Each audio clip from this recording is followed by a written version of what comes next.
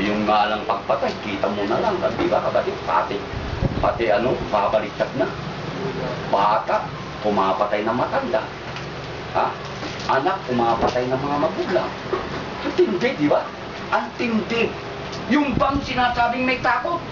Yung bang gumagawa ng katwiran ng ama? Ang sabi ng ama, kapatid, sa atin na lang. Hindi ba ninyo makayang mawalan ng katwiran? Nakakatwiran ka na. Dahilan, kapatid, ang gusto ng Panginoon, ayaw niya ng kabuluhan, kundi ng kapayapaan. At dito, tunay na tayo'y inutusan niyang mapagpakumbaba para walang kabuluhan. Kundi, nangingibabaw at nagtatagumpay sa puso't isipan natin ang pag-ibig. Yung nga lang, huwag na huwag mong ipaglaban yung maling katwiran na ayaw ng amang Diyos o hindi ibig. Di ba? Kailan ang magiging katwiran ng mga tao? Tao rin kami. Anak din kami ng Panginoon. Hindi sa ganun. Kung anak ka ng Panginoon, makikita sa iyo ang katotohanan. At yung gawa mo, pawang kabanalan at kabutihan. At, higit sa lahat, kakakakitaan ka ng kagandang asal. At pupurihin ka ng mga tao na yung taong yan ay napakabuti. Di ba? Ganyan, kapatid. Hindi yung nagsasabi ka gagapot, mali naman. Yung ipinapakita mong gawa. Bakit kasi? Tunay na hindi nagtatangi ang ama. So kapatid, dito po, sa sulat na Apostol Pablo sa mga taga-Timotyo, o kay Timotyo, Kapitulo 2, talatang 3 hanggang 4, unang Timotyo. Ito'y mabuti at nakalulugod sa paningin ng Diyos dating tagapagligtas, na siyang may ibig na ang lahat ng mga tao'y mga ligtas at mga kaalam ng katotohanan. Ito ang katunayan na hindi siya nagtatangi, kapatid. Lahat ang tao, gaano man ang kanilang angking kasalanan, kapatid, mga liligtas yan sa kalooban at biyaya ng Ama. Datapwat, may pamamaraan at may palatuntunan ng Panginoon. Anong palatuntunan? Mga kalam ng katotohanan. Yan ngayon, kapatid. Tayo ba'y nangalam ng katotohanan? O meron din ba na hindi nakararating ng pagkalam ng katotohanan? Ating alamin, Timotyo pa rin to. Kaya Apostol Pablo, sulat niya sa ikalawang Timotyo na po, Kapitulo 3, talatang 7. Narito, na laging nagsisipag-aral, at kailan pa man ay hindi nakararating sa pagkaalam ng katotohanan. Marami pala, kapatid. Laging nag-aaral yan, laging nagbabasa. Tatapwat, hindi nakararating ng pagkaalam ng katotohanan. Bakit kasi? Sinisira niya ang ibanghilyo nito. Tunay na pinapalitan sa pag-unawa at pagpapahayag. Kaya nga hindi sila nakararating ng pagkaalam ng katotohanan. Maliban pa dyan, 1:7, kapatid, ng unang Timotyo. Kita nyo ito. Na nagsisipag na siyang maging mga guro ng kautusan, bagaman di nila natatalastas kahit ang kanilang sinasabi, kahit ang kanilang buong tiwalang pinatutuhanan. Kita mo, kapatid, nagsisinasang mga guro, kala mo napakagagaling. Pero yung kanilang sinasabi, di nila natatalastas o nakakunawa. At ang buong, buong pagtitiwala nila at patutuhanan, walang-wala. Hindi ayon sa amang Diyos. Kita mo na lang, kaya na lang ito. Katapat natin, batang-bata, may daladalang Biblia.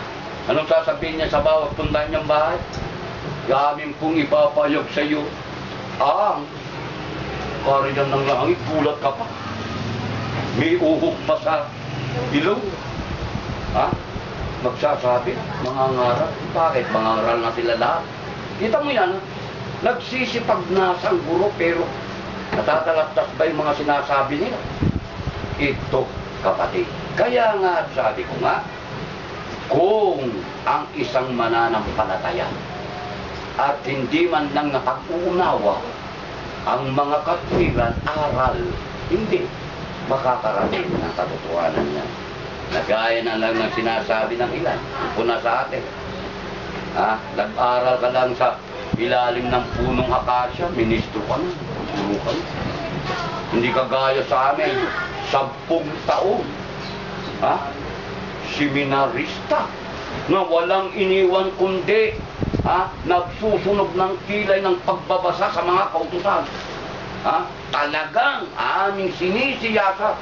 Datapwat, nakarating ba yung 10 taon sa katotohanan? Hindi.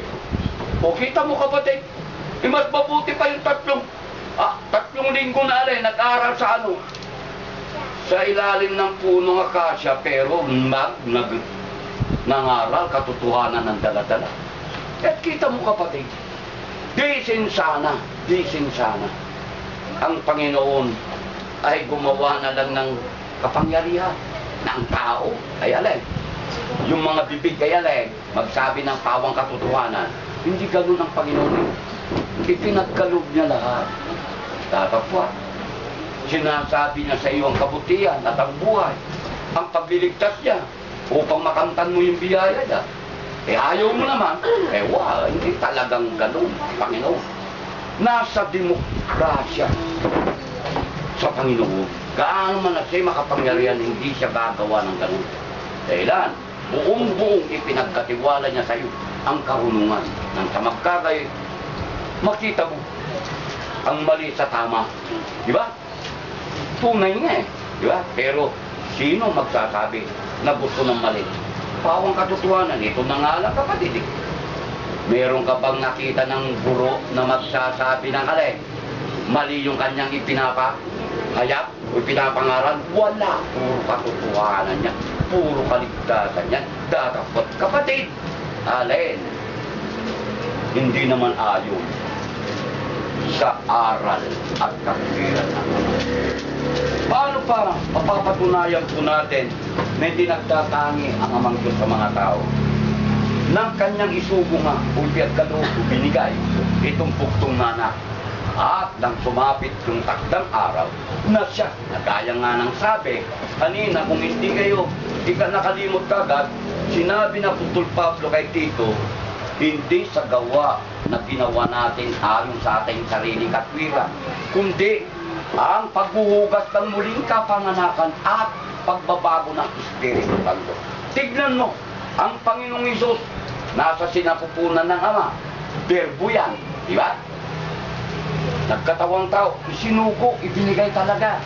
Ngayon, nang dumating ang takdang araw upang siya'y huhugasan sa muling kapanganakan, dahil ang pagkapanganak ng ating Kristo, pagkalalang, berbo, di ba? Ngayon, magiging tao yung berbo, dahil nga sa pamamaraan ng Panginoon. Ngayon, maghuhugas siya ng muling kapanganakan. Paano nangyari? 1.21 ng 1.29 ng Juan kapatid, nang ang ating propeta Juan Bautista ay nagbabautismo sa ilog Jordan at palapit sa kanya ang ating Panginoong Kristo. Anong sinabi?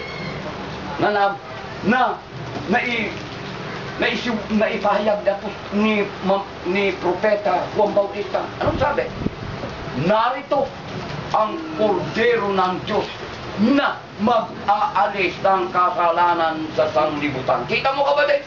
Ito hindi nagtatangit dahil ang pinagkaloob niya ang ating Panginoong Kristo sa lahat. Dahil sabi nga niya, mag-aalis ng kasalanan sa sanglibutan. Ibig pong sabihin, mag-aalis ng ating kasalanan, mga tao. Bakit kasi? Dahilan siya kapatid ang ginamit ng Diyos sa paglalang ng mga bagay na nakikita at hindi nakikita. Tayo kasama na nalalang sa pamamagitan niya. At ang mga pamunuan at mga kapamalaan at kapangyarihan ay nalalang din sa Kanya. At ang lahat ng mga bagay na ito ayon kay Apostol Pablo sa Kolosas 1:16,